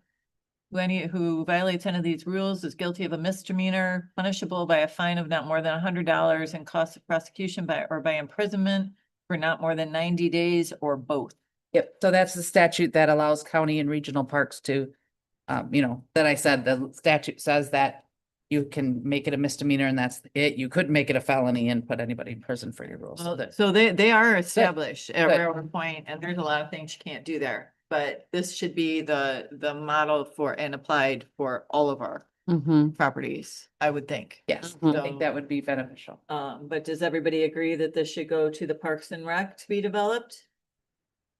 And we have five parks. Railroad Point, Zeta Park. Point um, Betsy. Point Betsy. Well, and we're not saying parks, we're saying county land. And Of Like Parks and exactly. public land. Okay, Like I'm referencing the tent behind the animal control, that's county lands to a point, and then it, that type of. Yeah, so parks and public. land. Christian, you won't know this, but behind the building here, we own the land and someone's got a trailer parked back there. Or a boat or something. Mm-hmm. That's county owned land. Yeah, there's a little buffer around our campus. Yeah. Who's to say someone couldn't just put up their camper in this little spot over here, and what gives you the authority to make them leave? Well, and that's actually happening right now. Someone's boat is parked on the county's property and what do? Nothing. Well, there's we nothing need to that be a goes named, against it. we need to be a named insured on it. I mean, Well, it shouldn't happen. somebody's just left it there, Yeah, Yeah. it's been there for years. abandoned? Nope. I know Oh. whose it is. It's not abandoned. People live near the area. They're using it for storage. Uh-huh. But I besides can't that, say if no. anything else, so yeah, county land's not necessarily identified specific park boundaries, because once you make a boundary, you're like, well. Yeah, I know Inland Township is, I started it back when I was the supervisor, is looking at an ordinance, because as soon as they closed Pines, stuff started appearing in our camp or our Mhm. parks. So once they get their ordinance in place, it's just gonna push further into the county, because Grand Traverse has booted them all out, so. So what will you do about enforcement of that though, at the township level? The sheriff told me as long as there's an ordinance, they will enforce it. Really? Yep. Okay. Yeah, and Alberta named the sheriff as being responsible for, the cradle, but they're hesitant on doing some of that, so some of that's kind of wishy-washy. Obviously, if you had your own zoning or your own enforcement person in your townships, I mean, we're talking serious. We're talking Garfield Township has a Parks and Rec. Like enforcement enforcement team. area, yeah. We're not there yet in Benzie County whatsoever. However, just having a little bit of teeth to even say, you can't be here. Sorry, have a nice day. Right now, you can't even write a ticket, right? Right. No, they could say, thank you. You don't want me here, but there's nothing that says I can't be here. So you have a nice day. Yeah. Railroad Point, you could. As you've already Yeah. pointed out, behind animal control, isn't there somebody living there? That was the complaint a couple weeks ago, that there was a establishment there and people were going in and out. I think the deputy went and it's actually based on mapping is probably on the private side. I think those people think they're on the public side. Okay. But I don't know that the property owner has been informed or anything like that. So I don't know what's going on with that case, but that was just an example that said, hey, it's not gonna go away. We have no teeth. So. So after it was brought to my attention and I had a chance to think about it more than this group has, it became more and more obvious to me that we do need an ordinance and probably needed it some time ago. But Dave, to your point, the level of urgency may be changing. The only thing I'm asking for consideration is, I talk about solutions. What you say to these people, you can't be there and good luck. I am uncomfortable with that. At a minimum, what I'd like to see is that if we go down this road, we're proactive in letting people know, look at, you may be there legally right now, but 30 days from now, you're not going to be able to be here. Yeah, and if you say you can't camp or, some places you may say absolutely no camping, Railroad Point. Or you may say you have, you know, state says you can be somewhere for 15 days. What's benefit for us in Benzie County is like, we can easily say, you can go find anywhere on state land and start camping for 15 And I days. disagree. And with half that. of our county We have is state campgrounds land. But- in our county. But that's the solution though. Yeah, I didn't even think about that. yeah, that's educational. That's. So you just say to them, look, you can't be Always here, been but education. state land, feel free. Yeah, that would be Okay. what I would do as a police officer. I'd be like, here are your options. This is not one of them. Yeah. And Then that's, I think, how they would take most of their stands. You're absolutely responding to my concerns. But can we then, would it make sense? I know I'm getting ahead of us, but would we post those areas as no camping allowed or no? The statute says we have to put it in the paper for several days. If there are places that have specific uses, like Railroad Point, once they figure out where you're gonna walk, you know, to take your kayak, or even on the gated, it was the DNR that put that pipe there at the dam because that was state land for a while. Well, that's why I was trying to figure out, how do I get cars to not drive down there? It was, you know, you might have to put some signs that say, you know, Benzie County has ordinances against, and the highlights, and then, you know, see the webpage or something like Mhm. that. Just like you do the ORV map, you say on your webpage, we have an ordinance. We don't post it on every road. It just says the roads that are open and the roads that are closed. If please look at our map. So we're technically, I mean, Railroad Point expanded to the outlet once those merged. When you go down Molyneux Road and turn off to Railroad Point, it's a wooded turnaround area where the rules are posted. This would need to be posted in the parking area, in the outlet area. Yeah, once you know, some of those are what trail rules. I'd have to look at it and say Yeah. what would be the best place to put it. But yeah, you want to put it in a place that makes sense. You don't want to put it over here when everybody walks in over here and go, well, you should have known the rules. I mean, Right. that's just common sense to say, here's where everybody walks, here's where everybody parks. Right. Let's so it put the could be sign Jay, here. Like there's the Charlie Care Lookout back there, and there's, you know, the trail that has where people used to keep a camper right there before it became, it was the Cook, was it Cook? What was the name? Full. Yeah. Full property? Oh. It was Full property. Yeah, I mean, if Yeah. there's a parking lot there and it has made excessive, you might just put your primary ones, like there's no Right. camping here and whatever. But again, once you do have an ordinance, the statute says you have to post it in the paper for several weeks and let Mhm. the public know that these exist now. And we would just reflect them back to the That's what I website. was gonna ask you, is the procedure. There's a statutory procedure So for I'm publishing. Same, They have same public statute that you hearing. just referenced. Correct. And we would, best case scenario, if you gave it to Parks and Rec, we're looking at what, 3-4 months out before we'd have something? Oh, yeah, because then by the time it comes back to you, you're introducing the ordinance, there's a whole comment period, and then you enact the ordinance, and you can either enact it effective immediately or nothing's gonna 30 happen days without- later. It's a whole process. Yeah, so you're not fixing something now that you want to address tomorrow. What it is like, okay, in the future, these aren't going to go away. So what mechanisms do we have in place to go forward? Protect the county. I was gonna help with Parks and Rec, just because they don't think the sheriff has time. I might have a history of public land enforcement. And I've done all the kind of the research and found that, you know, to say, hey, these are what look good. And have them go, no, that doesn't apply, or what did you think about this, or did you think about that? Again, we'd probably just take mostly what we already have in place. And build off that for Brentwood's point, make sure that the entities. Are signed off or represented, or whoever we have to focus on as far as. Well, I'm on board as long as you're gonna be there. Sure. It will help facilitate. Katie's got too much on her plate. Apparently I built a tower, now I have nothing else to do.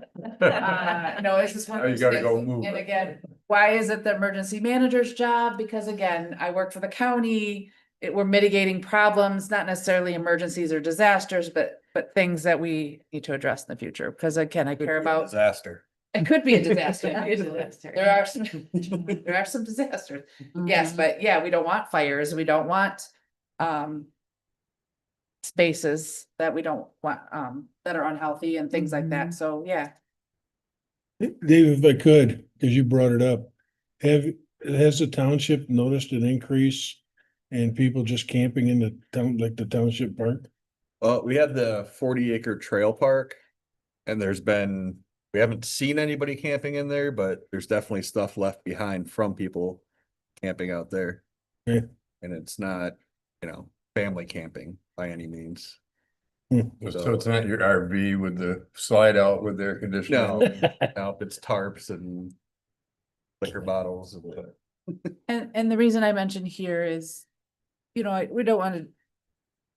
I'm not gonna talk bad about, homelessness. But it won't be confined to state land in Colfax Township. There needs to be access to public services, entities, food, you know, drink, you know, it's just a matter of no house, no vehicle, maybe.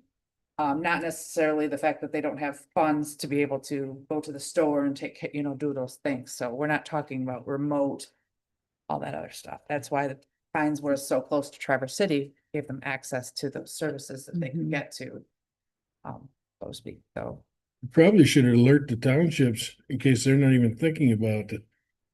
Yeah, and we don't want to go red alert, you know, that type of thing. But if we I let them think- know that we're writing one, Yes, maybe they'll realize, oh, we should look into that. I would probably put that on your reports that say, hey, we're looking into county ordinances.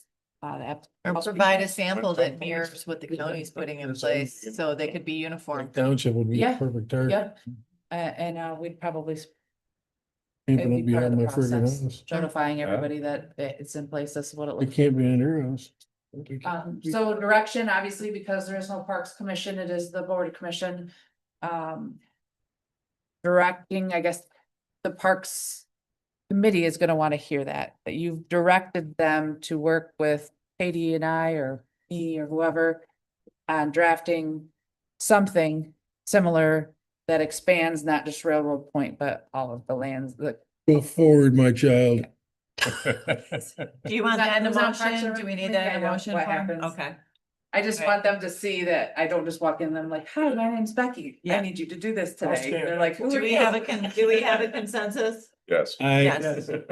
Okay. Yeah, I think it's a great idea. Yeah, let's start with the ordinance and then again, we'll move maybe into like I had brought to you before, that application for events, like just like the trailhead that says, we just need to know who you are before you decide you're gonna throw a family reunion on it. How long do you think from this point to the point you're bringing us something to approve? How much time do you think you're talking? I'm usually, if I'm not sidetracked by something, usually aggressive, so it will just have to be based on the level of participation and the cycle of meetings for Parks and Rec Division, which is monthly. Monthly.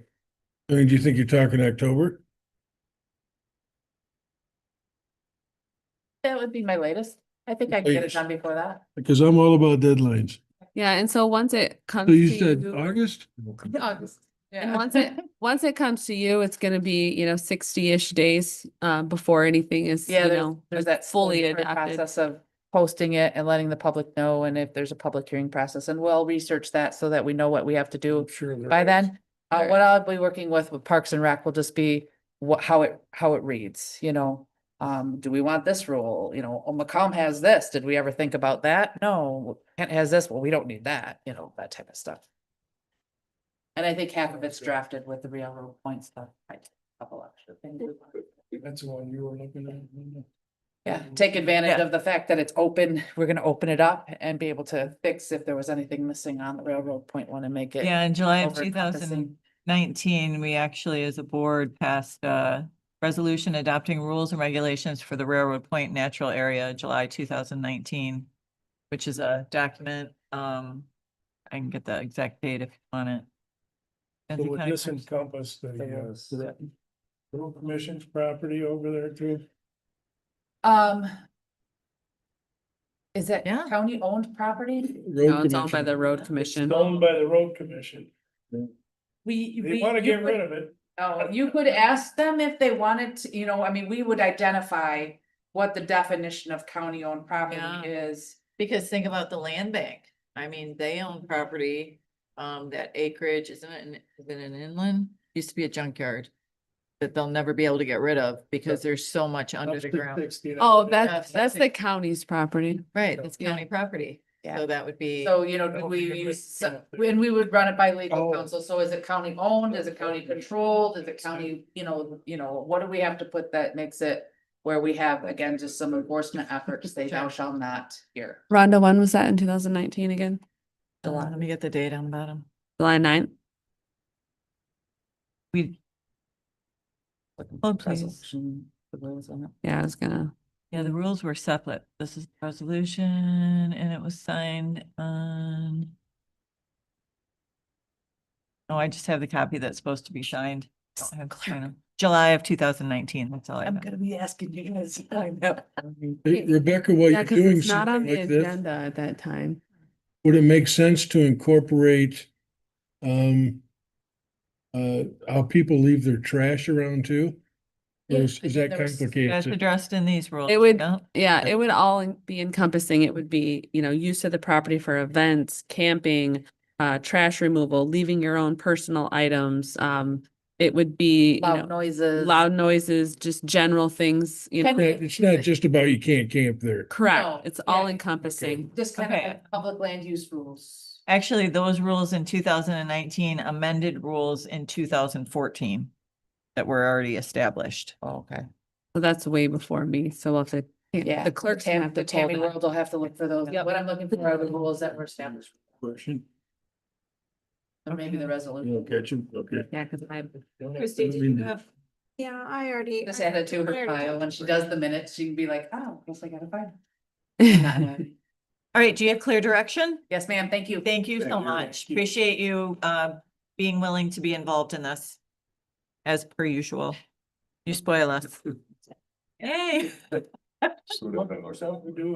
right. Any other comments or things we need to discuss before I open the final public comment? Final public comment? Seeing none, I'm going to close public comment. I'd make a motion to adjourn. Second. Motion and support. All in favor, say aye. Aye. We are adjourned.